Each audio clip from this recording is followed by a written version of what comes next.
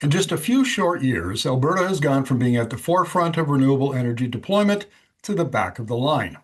First, it was the 2024 moratorium. When that was lifted in February, new rules were imposed that severely curtailed investment. A new report from the Business Renewables Centre-Canada describes recent changes to reclamation security regulations that make them the most onerous of 27 jurisdictions reviewed. I spoke to Jorden Dye, the center's director, about those changes. Welcome to the interview, Jorden. Hi, thanks for having me today. Your Business Renewables Centre-Canada put out a report comparing the Alberta's new wind and solar reclamation security requirements to Mhm. other jurisdictions. Maybe you could just give us an overview of your findings, please. Yeah, so we compared the new reclamation security requirements in Alberta to 27 other jurisdictions. These include national level jurisdictions, like including France, down to state level, to try to get as broad of a comparison as we could. The list that we used actually came from the government's pause and review. The consultants that they used actually came up with this list. We thought that it would make a good comparison using the same standard they had, but also provide jurisdictions that have had security requirement for a while, newer jurisdictions that are emerging to get a broad sense of what is out there for reclamation security requirements. The main things that we found is that Alberta has the most costly and stringent security requirements now out of all 27 jurisdictions. And we can dive into how, but there's a couple different categories of decisions you have to make when you're building a system like this. And on every category that we could look at, Alberta has come out as more costly. Yeah, this is the irony here is poignant because we've done a lot of work at Energy Media on the oil and gas liability management system, and Alberta has historically and always taken the exact opposite. Instead of demanding security against reclamation at the beginning, they always allowed it to be at the end of the an oil and gas asset's life. But here they're asking for quite a bit up front. What's the rationale behind asking for this much at the beginning of the project? Uh, when you're asking for more upfront at the beginning, you want to have a strong basis that it's going to happen at the end. Even if something happens over the lifetime of the project, you've already secured a good chunk of reclamation. So that's how it's looked at. There are other systems that actually go up to 100% of reclamation before the project's over. But the key difference there is they actually start out quite small on the upfront.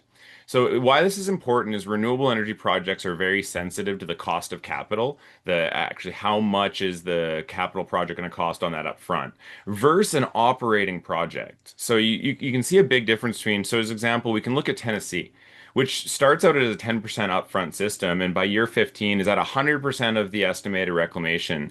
But they've shifted all that burden to it being an operating cost, meaning the project's already generating revenue, so you can pay into that security requirement over time. And I think that's the big difference we see in the Alberta is 30% upfront for projects is the highest security requirement out of the 27 jurisdictions. The other thing to keep in mind is that 75% of the jurisdictions we looked at allow for salvage value to be accounted for. So what this means is at the end of the life of a project, there's value there in the critical minerals, the metal at the end of it. Now, no one can tell you exactly what that's going to be, 20 years out, but most jurisdictions allow you to make an estimate and then take a percentage of that to reduce that reclamation burden. So by choosing not to allow that and going for a 30% up front, we've increased the amount that these companies will have to pay. Um, it was it was late in 2024 that August, I guess, that the UCP government brought in a moratorium on wind and solar development for 7 months. Then, at the end of February of this year, they lifted it but put in some new rules, and then they've added some new rules since then, including these ones. And other folks that I've interviewed about this say it's just incrementally making it tougher and tougher and tougher to do wind and solar projects in Alberta. Yes, I think that's a fair assessment. So coming out of the pause on renewables, and that moratorium on development, the AUC had a limited number of recommendations to improve the system. I think overall, the AUC's report showed that the system was operating well, but we could have some changes along the edges. What's happened since is the government has gone back and taken those kind of issues that were bundled together in the moratorium and broken them off into their own paths. And so what we're seeing now is the continued regulation along land use, along reclamation, and along pristine viewscapes. One of the reasons why this is an odd decision is because solar, and in particular, has fallen in price. Battery storage at utility scale has fallen so much that battery plus solar is now cheaper than new gas. It's cheaper than old coal. I mean, it is acknowledged. I sit on the U.S. Energy Association's technical briefings once a month, and we have electricity executives in all the time from the United States, and they can't get enough wind and solar into their systems Mhm. because it's not only the lowest cost, but it's also what you can bring on the quickest. Exactly. And I think when you add in the battery storage component and how rapidly that's growing, like we can look at California and Texas. I think for, the previous 4 years before last summer, we saw grid outages. We saw problems with it. They've rapidly, both jurisdictions and in different ways, have rapidly built out the amount of grid connected battery storage. And we went through last summer without those grid outages. So I think that that's actually one of when we look at it from a reliability standpoint, getting in the way of new renewables with battery storage is actually hurting our grid. And then to your point, these are the lowest cost forms of energy that we have right now. So restricting that build out or putting artificial constraints on it is just hurting the Alberta consumer. Yeah, and the lack of battery storage on the Alberta grid, and we should point out that Alberta has some of the Alberta and Saskatchewan have the best wind and solar resources in all of Canada. And up to a couple of years ago, Alberta was leading the country in terms of solar deployment Mhm. and but not in adding storage. It Mhm. only had, I think, with the latest additions, like 540 megawatts of storage capacity, which is very small, considering that the grid has 18% of wind and solar generation. Mhm. That so relative. So it sounds like Alberta hasn't invested in its grid, modernized, upgraded its grid, and then is surprised when it maybe runs into problems with renewables. Well, so just one, I think distinction. Alberta doesn't actually do the upgrades to the grid themselves because we have a deregulated system. So, like you look at the Ontario context, Ontario can put forward calls for battery projects, right, or in other grids. Alberta, one of the reasons that we haven't seen that deployment is we didn't have the rules in place for batteries to basically function on the grid to their best and to recover the cost that they need to recover. Now, I will say the government is working through that and has been working with industry and Clean Energy Canada, Energy Storage Canada to kind of work through what rules will work for the market. I think the actual sad story here is that by slowing down the renewable side, you're going to slow down the rollout of batteries, and we need both. And I think there's another world where if we hadn't have gone through the pause and the moratorium, we would actually be seeing the rapid expansion of batteries right now because you can look into the queue and see how many projects are now being proposed, either as standalone battery projects or solar plus storage. And so it's just a sad times when you can think that we could have been leading in this. We could have been claiming that Alberta advantage, and we've decided to not. Yeah, and I've interviewed grid engineers who say battery plus renewables is a very common way, very common these days. But batteries have their own value even to systems that have thermal generation, have hydroelectric generation. They just provide voltage and frequency regulation and Yeah. other benefits for peak demand, say that utilities have just begun to discover in the last, really accept in the last couple of years. And again, it appears Alberta's behind the curve. Yeah, I think that from a utility perspective, we always have to understand why it's going to be a little slow. They're managing a very important and big system, so I think there's always going to be that learning curve is going to be a little slower. But no, it's a great point because we've seen, just a few weeks ago, some issues with frequency on a system in Spain.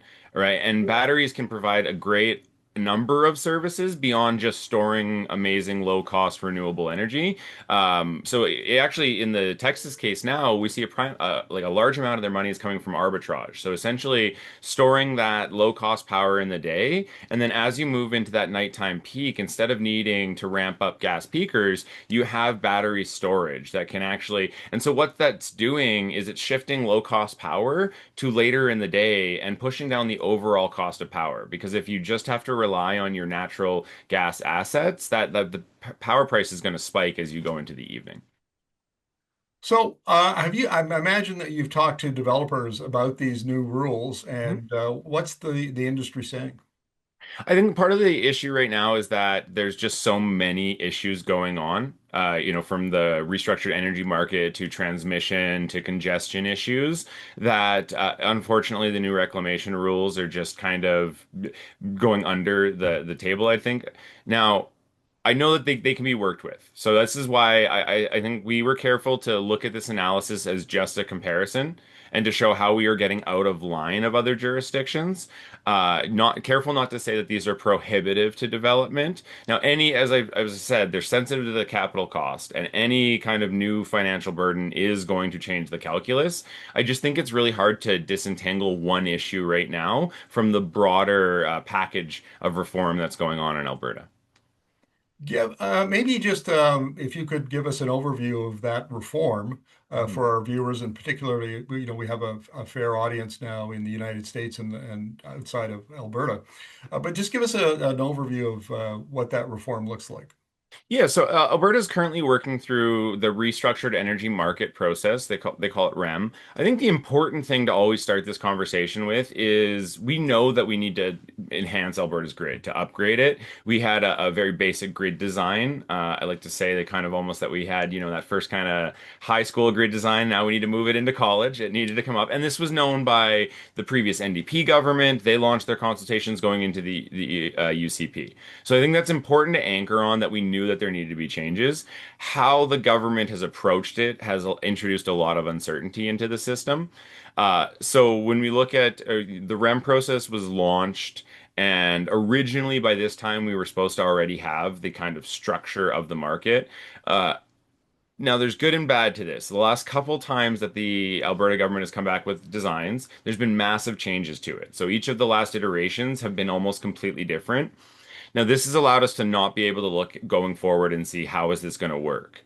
The good side of it, though, is that in the last iteration, the government responded to industry feedback and took out some of the components that were really driving anxiety. They also pushed forward the timing that they are indicating that they're going to have the market design. Now, this was actually, I think, really reassuring to industry because market redesign is not an easy process. If you look at Ontario, 9 years to redesign, or 7 years, sorry. You look at Texas, 9 years. They're long processes, and there was a feeling that the Alberta government was trying to move too quickly on a major thing. So in a couple months ago, we got an announcement that we would be not getting the design till Q1 of 2026, and this actually, I think, reduced some anxiety in the market because it showed that, okay, we have a lot of steps to still work through. We're not rushing it for a fall release, and that they've taken off some of the design elements that were really causing the most, I guess, anxiety. And what that was a day ahead market in which it would have been hard for renewable energy to actually be competitive.